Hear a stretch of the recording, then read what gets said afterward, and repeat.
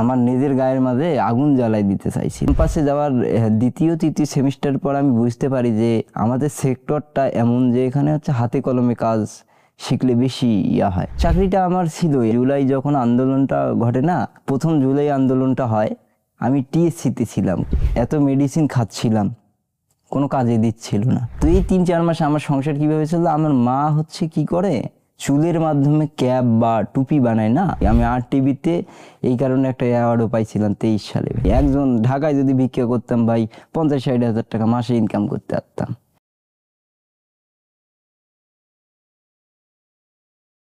আসসালামু আলাইকুম, আমি মোহাম্মদ ইব্রাহিম ইসলাম।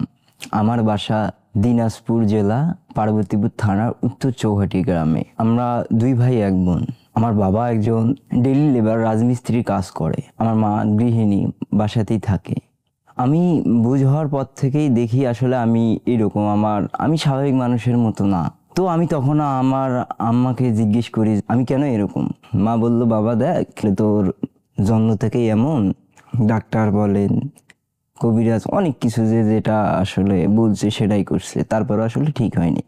আমার একটা বোন ছিল, সে আমাকে বাসা থেকে পড়াশোনা একটু করাইতো আর কি, শিশু শ্রেণীর বইগুলো নিজে নিজে প্র্যাকটিস করাইতো। তো একটা পর্যায়ে আমি স্কুলে ভর্তি হতে গেলাম, আমার বাসা থেকে প্রায় 15-20 মিনিটের মতো স্কুলটা যেতে লাগে।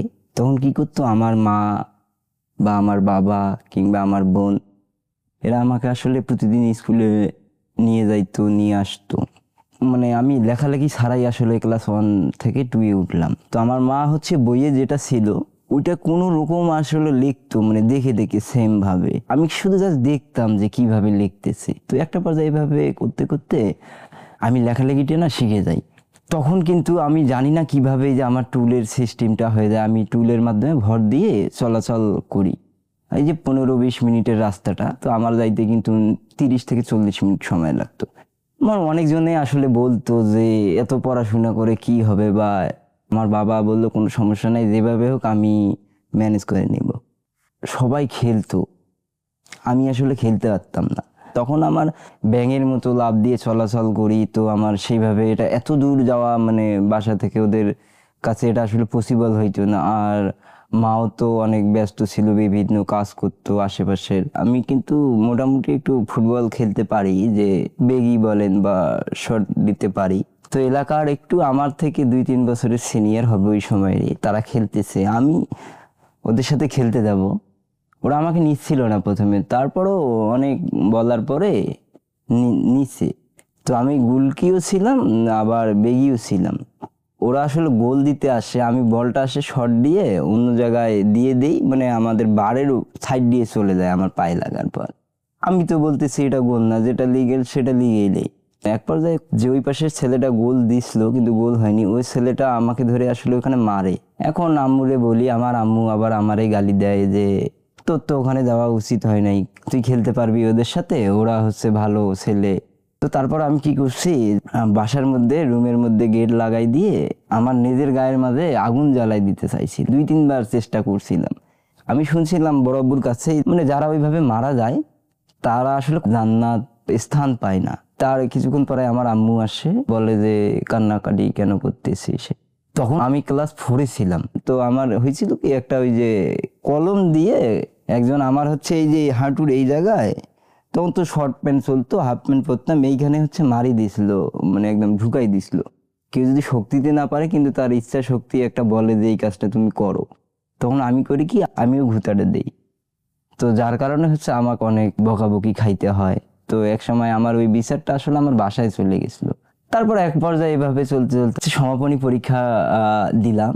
আমাদের এলাকায় 2টা হচ্ছে হাই স্কুল আছে, ভর্তি হতে চাই ওইখানে 200 কি 300 টাকা মান্থলি ফি আছে। তো এক পর্যায়ে আমার ওই স্কুলটাতে ভর্তি হওয়া হয় না। ভর্তি হয়ে আমাদের হচ্ছে বর্ণমালা নিকেতন হাই স্কুল অ্যান্ড কলেজ, এটা বাসা থেকে 2-3 কিলোমিটার দূরে। আমার 3 কিলোমিটার যাইতে কিন্তু অনেক টাইম লাগে। আমার আপুর কাছে যে শুনি আমাদের যত সয় সম্পত্তি ছিল, মানে আমাকে ট্রিটমেন্ট করতে তাদের কিন্তু সব একদম, মানে তারা নিঃস্ব বলা চলে। তাদের শুধুমাত্র আমার মানে বাসা যেটাতে আছে 2 থেকে 3 শতক বাঁচায়, এই এতটুকু মাটি আছে, তাছাড়া আর কিচ্ছু নাই। এমন পরিস্থিতিতে ছিল 2-3 দিন বা 4 দিনও হচ্ছে না খেয়েছিল।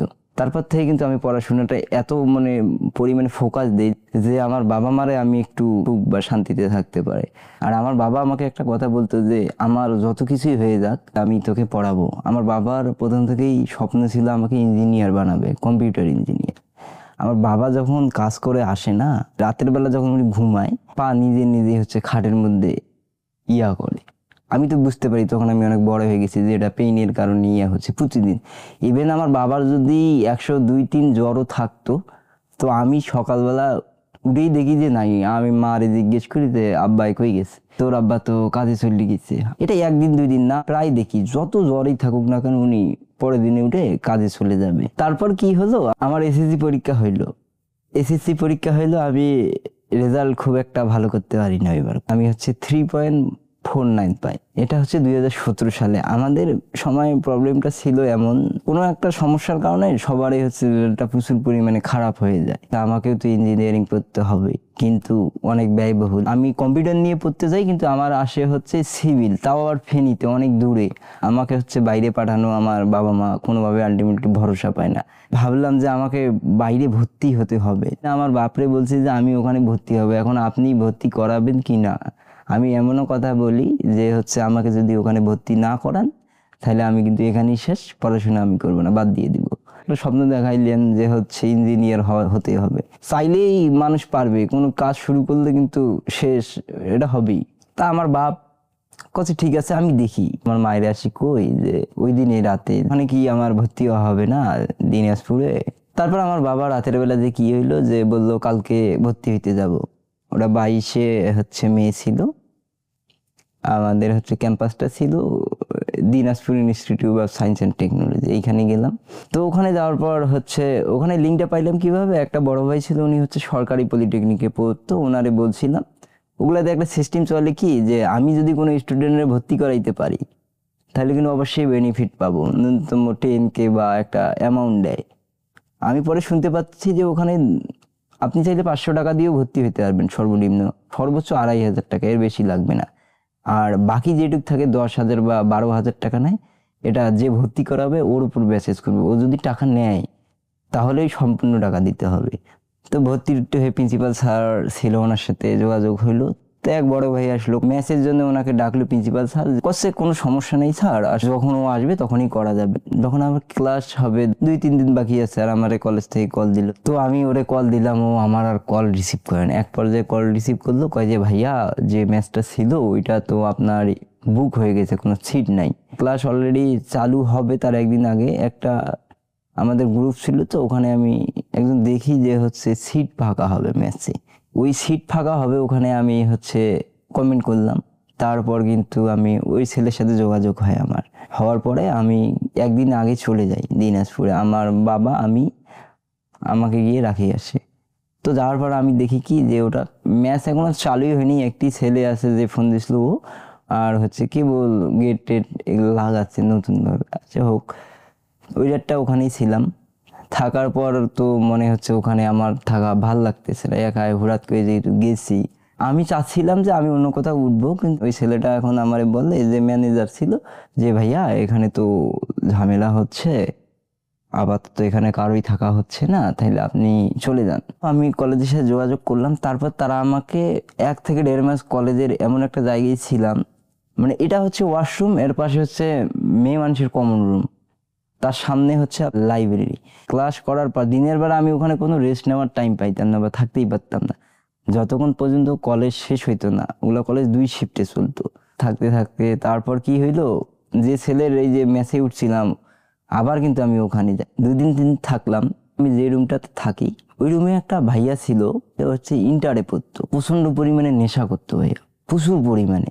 একদিন রাতে ওরা খাচ্ছিল মেবি ইয়া বা ট্যাবলেট যেটা বলে আমরা দেখি, ওরা হচ্ছে এলাকার ছিল 2টা ছেলে, আর একটা ছেলের বাসা ছিল বাইরে। হঠাৎ করে কি হইলো, এলাকার ছেলে কিন্তু ওখানে ঢুকে গেল ভাইয়া। হ্যাঁ, 4-5 জন ওই বাসায় ঢুকে গেল। প্রথমে ওই যে ম্যাচের যে হচ্ছে ম্যানেজারটা, ওর উপর টর্চার হলো। ও ছেলে আমাকে কি করছে, যে করছে ভাইয়া আমার হচ্ছে ফোনটা একটু তোমার কাছে রাখো। ওর ফোনটা আমার পকেটে আছে, আমার কাছে কিন্তু বাটন ছিল স্যামসুং কি যেন একটা ফোন, ওইটাতে কিন্তু ফেসবুক চালানো যাইতো। যে রুমে ওসব কাহিনী চলতেছে, ওই ছেলেগুলোকে মারতেছে, টাকা ইয়া করতেছে, আমিও কিন্তু এইরকম বসে আছি, আমি ফেসবুক চালাচ্ছি। তো হুট করে কেমনে যে বুঝতে পারলো যে আমার কাছে ফোনটা আছে। কাছে দেখি ফোনটা, মানে এটা তো আমার ফোন। তো ও যখন লক খুলতে বলে, আমি তো লক খুলতে পারি না। এরপর হয় কি, ও আমার একটা অনেক জোরে থাপ্পড় মানে কান নিচ্ছে, তো আমি পড়ে যাই। ক্যাম্পাসে দেওয়ার জন্য 2,500 টাকা ছিল। আমি তো সবে মাত্র গিয়েছি, আমার ওই যে ভর্তি ফি যেটা, ওই টাকাটা ওরা নিয়ে নিল। তারপর প্রচুর পরিমাণে টর্চার চালু হয়ে গেল, গালাগালি তো ফ্রি ওইখানে। তারপর আমি সিদ্ধান্ত নিলাম যে এখানে তো আর থাকা যাচ্ছে না। তারপর ওই রাতে প্রচুর মানে মাইর খাওয়ার পর আমার জ্বর টর প্রচুর পরিমাণে চলে আসলো। আসার পর কি হলো, আমি এই কথাগুলো কিন্তু আমি বাসায় বলতে পারতেছি না, কারণ আমার ভয় আছে এগুলা যেহেতু শুনে তাহলে আমাকে কিন্তু বলবে যে ওখানে থাকার দরকার নাই, তুমি চলে আসো। কিছুদিন পরে আমার বাপ অসুস্থ হয়ে পড়ে বললাম। তারপর আমি বাসায় চলে আসলাম, স্যারের সাথে কথা বললাম, আমি কোনো ক্লাস করব না। কাজে ঠিক আছে, তাহলে তোমার মতোই থাকো। 18 সালের দিকে একটা কম্পিউটার নিছিলাম, আমার বাবা আমাকে কিস্তির মাধ্যমে নিছিল 25,000 টাকার মতো, একটা আসুস ব্র্যান্ডের। আমি তখন থেকে কিন্তু পড়াশোনা যে করি এমন না, আমি ক্যাম্পাসে যাওয়ার দ্বিতীয় তৃতীয় সেমিস্টার পর আমি বুঝতে পারি যে আমাদের সেক্টরটা এমন যে এখানে হাতে কলমে কাজ শিখলে বেশি ইয়া হয়। তখন আমি আসলে ওই দিকে ফোকাস দিই। আমার বাবার কিন্তু এটা হার্নিয়া বলে, আমাদের এলাকায় হসপিটালে অপারেশনটা হয়। অপারেশনটা করার পর তখন তো আমাদের সংসারই চলতেছিল না, আমি আসলে পড়াশোনা করি কিভাবে। তখন আমি মোটামুটি কাজ খুব ভালোই পারতাম। আমি যেদিন কম্পিউটার নিয়েছি তারপর থেকে আমি গ্রাফিক ডিজাইনের কাজ করি। অপারেশনের জন্য মানুষের কাছে এগুলো টাকা নিচ্ছে, এবং টাকাগুলো দিতে হবে, কিভাবে দিবে বা সংসার কিভাবে চলবে, তখন কম্পিউটারটা বিক্রি করে দিয়ে মানুষকে অন্তত কিছুদিন থামাই রাখি। বাবা প্রায় 3-4 মাস ওইরকম ছিল। আমাদের কিন্তু পরীক্ষা প্রতি 6 মাস পর হইতো, 4 মাস পর এখন আমি পরীক্ষা দিব কিভাবে? বাসা থেকেই যাই আবার আসি প্রতিদিন। পরে আমি যখন আমার 7ম সেমিস্টার আমার শেষ হয়ে যায়, তখন আমি কল সেন্টারে জব জন্য একটা ঢুকলাম। আমি যদি কিছু টাকা আর্ন করতে পারি তাহলে আমাদের একটু ফ্যামিলিটা হয়তো বা চলতে পারে। 2 দিন জব করার পরেই ইন্ডাস্ট্রি অ্যাটাচমেন্টে জয়েন দিব, ওইখানে ডাক পড়লো। তারপরে গেলাম ওখানে। তখন আমাদের ওই স্যালারি ছিল কমিশন ভিত্তিক, অর্ডার কাটতে হইতো। যেমন অর্গানিক ফুড ছিল, মধু, চিয়া সিড, এগুলা আমাদের কাছে কল আসে, হোয়াটসঅ্যাপে নক আসে, দিয়ে তো এটা অর্ডার কনফার্ম করতে পারবো। পার অর্ডার 30 টাকা করে। আমি তো প্রথম পারতাম না, 7-8 হাজার টাকার মতো আসতো ওই সময়টাতে। 24 সাল পর্যন্ত ওই কোম্পানিতে চাকরি করছি। একসময় আমি সুইচ হয়ে গেলাম, ওনারে বলতেছি যে আমি আর এইসব কাজ করব না, আপনার যদি গ্রাফিক ডিজাইনার নিড হয় তাইলে আপনি আমাকে বলতে পারেন। কম্পিউটার নিয়ে পড়াশোনা করি, কল সেন্টারে কাজ করে তো আমার কোনো ভবিষ্যৎ নেই, ফ্যামিলি চলতেছে মোটামুটি। তো জবটা সুইচ করলাম, ওই একই কোম্পানিতে ছিলাম, জাস্ট আমি পদবিটা চেঞ্জ করলাম। ওইখানে আমার 13-14 হাজার টাকার মতো স্যালারি ছিল।